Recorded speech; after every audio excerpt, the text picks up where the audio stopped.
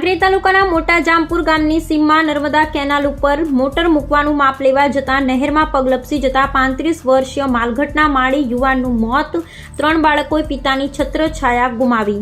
જાણવા મળતી માહિતી મુજબ ડીસા તાલુકાના માલગઢ ગામના દેવડા માળી તુષારભાઈ પ્રતાપજી ઉંમર વર્ષ 35 છેલ્લા 4 મહિનાથી પાટણ ખાતે તેમના પરિવાર સાથે રહેતા હતા અને તેઓ લીઝ ઉપર જમીન રાખી ખેતી કામ કરાવતા હતા અને તેઓએ આ વર્ષે કાંકરેજ તાલુકાના કચરા ગામે લીઝ પર જમીન ઉદ્ધર રાખી ખેતી કરી તેમના પરિવારનું ગુજરાન ચલાવતા હતા।